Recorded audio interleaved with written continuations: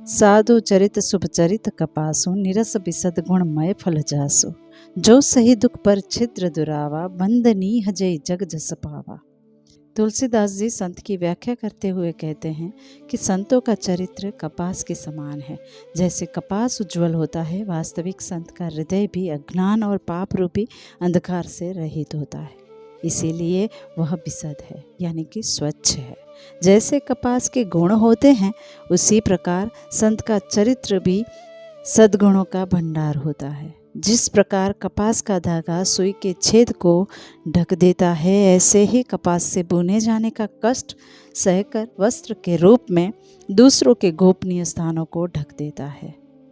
उसी प्रकार वास्तविक संत स्वयं दुख सहकर दूसरों के छिद्रों को, यानी कि दोषों को ढक देते हैं, जिसके कारण उसने जगत में वंदनीय यश प्राप्त किया है। ऐसे ही संतों की गाथा को हम आपके लिए लेकर आते हैं और आज की इस यात्रा में एक और महान संत के जीवन चरित्र को जानने का प्रयास करेंगे। भविष्य पुराण के अनुसार संत शिरोमणि गोस्वामी तुलसीदास महर्षि वाल्मीकि के अवतार थे। मध्यकालीन भारतीय काव्य साम्राज्य के सम्राट थे। उन्होंने मर्यादा पुरुषोत्तम पूर्ण ब्रह्म परमेश्वर श्री राम के महाकाव्य में साहित्य अवतार संभव किया। वे दिव्य शक्ति के साहित्यकार थे। उन्होंने मानव जन समुदाय को रामचरितमानस के रूप में भगवत भक्ति कल्पतरु का दान किया। उनकी वाणी भागवत धर्म की विजयिनी पताका है। उन्होंने भारतीय काव्य जगत में ही नहीं, अपितु भक्ति क्षेत्र में भी क्रांति उपस्थित की। भगवान राम का लोक रक्षक कल्याणकारी मंगल स्वरूप प्रस्तुत कर भारतीय संस्कृति को साहित्य के माध्यम से मर्यादित किया। तुलसीदास बहुत बड़ी ऐतिहासिक विभूति थे। तुलसीदास ने त्रेता युग के भगवान श्री राम का स्तवन किया। उन्होंने अनेक पुराण, निगम आगम तथा समस्त शास्त्र का मंथन कर जगत में भक्ति रूपी अमृत धारा का संचार किया। तुलसीदास के रामचरितमानस ने सनातन तत्व मानव धर्म की सार्थकता, आस्था और विश्वास प्रकट करने वालों को मर्यादा मार्ग के अवलंबन की सीख दी। संस्कृत भाषा की रामायण के मंत्रों के अर्थ को सरल भाषा में सामान्य जन जन तक पहुंचाया। रामचरितमानस के काव्य नायक भगवान राम ने तुलसीदास के हृदय में साहित्य की संपूर्ण ज्योति बिखेर कर धरती को समग्र रूप से आश्वस्त किया। इसमें कोई संदेह नहीं कि मध्यकालीन आसुरी निशाचरी सत्ता का रामचरितमानस के प्राकट्य से अंत हो गया।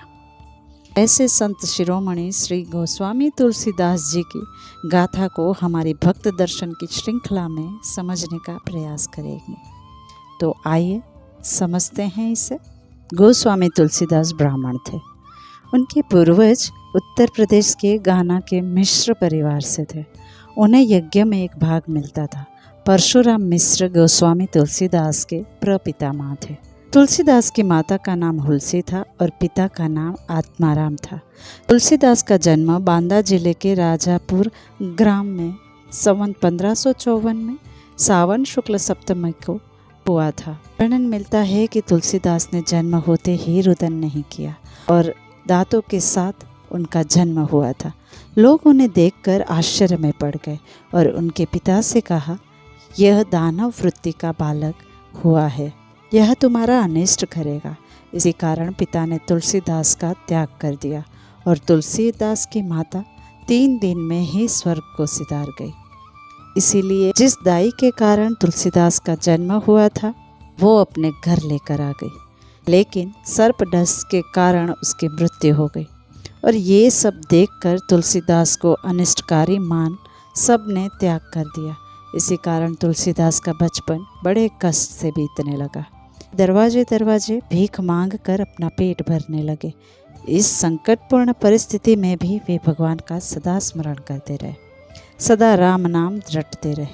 इसी समय नरहरिदास जो उनके गुरु थे, उनके साथ रहे, जिन्होंने 7 साल की अवस्था में सरयू के तट पर उनका उपनयन संस्कार कराया और अपने गुरु से राम कथा का श्रवण किया। इसके परिणाम स्वरूप उनके मन में राम भक्ति के परम पूर्ण में पवित्र संस्कार जाग उठे। उन्होंने गुरु के साथ सुकर क्षेत्र में 5 साल तक रहकर राम कथा अमृत का रसास्वादन किया। फिर शुकर क्षेत्र से वे काशी आए। वहाँ पर सनातन से उन्होंने शास्त्रों का अध्ययन किया। कुछ दिनों तक वे चित्रकूट में रहे। चित्रकूट से राजापुर चले आए। इस समय उनकी उम्र लगभग 28 साल से अधिक थी। यहाँ आकर उनका विवाह रत्नावली से हुआ। रत्नावली में रूप और विद्वता दोनों का अंश था। तुलसीदास अपनी नवविवाहिता में आसक्त थे, पर राम के चिंतन में उन्होंने शिथिलता नहीं आने दी। एक बार जब रत्नावली इहर गई तो तुलसीदास उसके रूप में मुग्ध होकर उससे मिलने चल पड़े। उस समय आधी रात का समय था। आकाश में काली घटाएं डोल रही थी, बिजली भी चमक रही थी।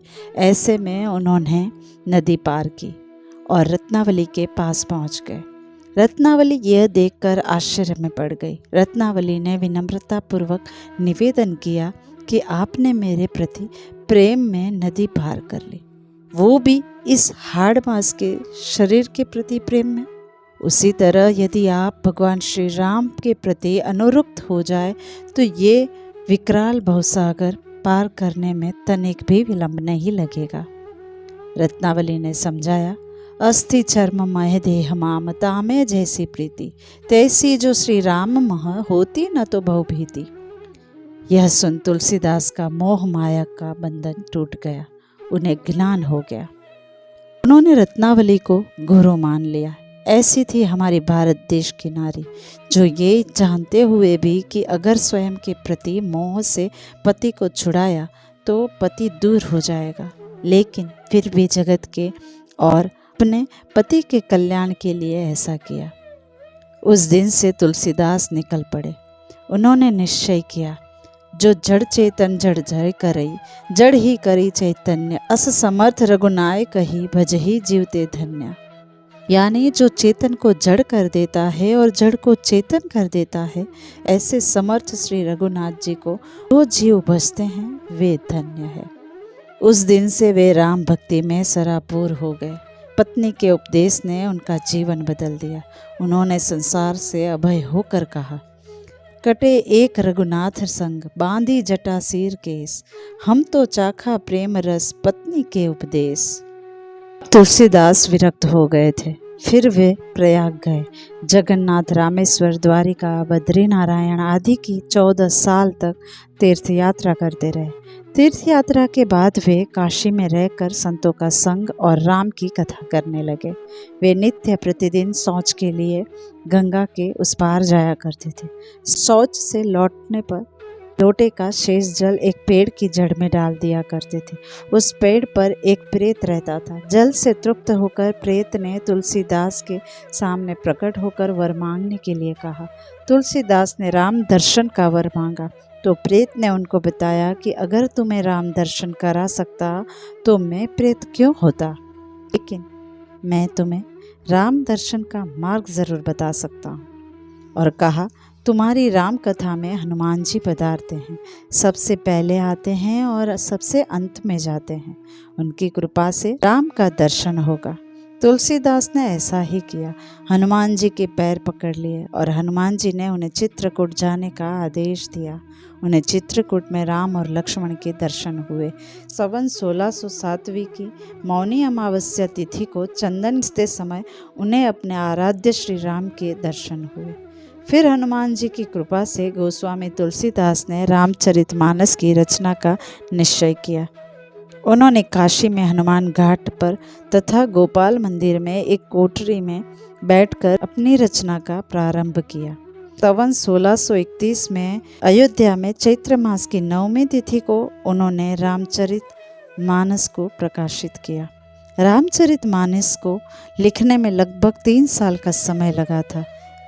यह इस पद से पता चलता है। संवत 1631 करो कथा हरिपद धरि सीसा, 9वीं सोमवार मधुमासा, अवधपुरी यह चरित प्रकाशा। तुलसीदास के जीवन में अनेक चमत्कार पूर्ण अलौकिक घटनाओं का विवरण मिलता है। एक बार तुलसीदास की कुटी पर चोर आ गए। चोरों ने रात में धनुष बाण लिए दिव्य बालक को पहरा देते हुए देख लौट गए। 2 दिन ऐसा ही हुआ। जब तीसरे दिन उन्होंने तुलसीदास से सारी बात कही तो वे स्तब्ध हो गए। उनके नैनों से अश्रु बहने लगे कि प्रभु राम ने उनके लिए इतना कष्ट किया। उनके पास कुटी में जो कुछ भी था उसका दान कर दिया। एक बार एक स्त्री सती होने जा रही थी। उसने रास्ते में गोस्वामी तुलसीदास को प्रणाम किया। उन्होंने उस सौभाग्यवती होने का आशीर्वाद दिया। गोस्वामी जी को पता चला कि उसका पति कुछ देर पहले ही स्वर्गवासी हो चुका है। यह जान वे पति के शव के पास भगवत राम का कीर्तन करने लगे। तुलसीदास की कृपा से स्त्री का पति जी उठा। यह सब घटना दिल्ली के बादशाह ने सुनी तो उन्होंने तुलसीदास को उन्हें भी चमत्कार दिखाने को कहा, किंतु तुलसीदास जी ने कहा कि मेरे लिए तो राम का नाम ही चमत्कार है, मैं कोई चमत्कार नहीं करता, मैं तो बस राम की प्रेरणा से कार्य करता हूँ। यह सुनकर तुलसीदास जी को बंदी बना लिया गया। उन्होंने कारागार में हनुमान जी की स्तुति कर हनुमान चालीसा की रचना करी और फिर बंदरों ने विध्वंस करना आरंभ किया। इससे में बादशाह को तुलसीदास को छोड़ना पड़ा। तुलसीदास जी ने भक्ति को साधन माना, साध्य नहीं माना। राम ही उनके पूर्ण रूप से आराध्य, साध्य और उपास्य थे। उन्होंने राम के सगुण रूप का चिंतन किया, समस्त चराचर में राम की कृपा का अनुभव किया। रावण का अंत करने वाले राम के प्रति तुलसीदास की वाणी ने घोषणा की, कलयुग में हरि का गुणगान करना चाहिए। भवसागर को पार करने का यह सर्वोत्तम उपाय है। कलयुग केवल हरि गुण गाहा, गावत नर पावहि भव पाहा। जीवन के अंतिम दिनों में गोस्वामी तुलसीदास काशी में ही रहे। वे अस्सी घाट पर रहते थे। अस्सी घाट पर ही उन्होंने रामलीला का आरंभ किया था। अंत समय में उन्हें बाहुक पीड़ा थी। उन्होंने उसके लिए हनुमान बाहुक की रचना की थी। संवत 1680 में सावन श्यामा तीज को उन्होंने भौतिक शरीर का त्याग कर दिया। गोस्वामी तुलसीदास जी ज्ञानी संत थे जिन्होंने राम भक्ति में अपना सारा जीवन बिताया। ऐसे संत गोस्वामी तुलसीदास जी को शत नमन करते हैं और आशा करते हैं कि आप भी इस गाथा को सराहेंगे। धन्यवाद। अस्तु।